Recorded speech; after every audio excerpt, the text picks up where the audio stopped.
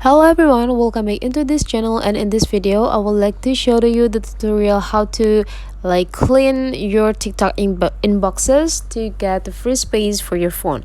So the first thing you have to do, open your TikTok application, and whenever you open it, sometimes you will be generated into the home section, but then you need to jump into the inbox to access the inbox part.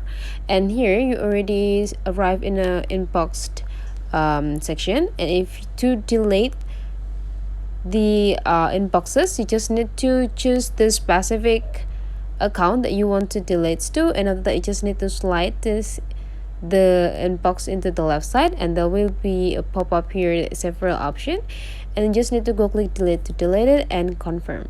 Just do it so on and so on until you get a everything is done. So that's the way how to clear inbox in a TikTok application. Hopefully this tutorial today is useful for you, so don't forget to leave some comment, like and subscribe into this channel.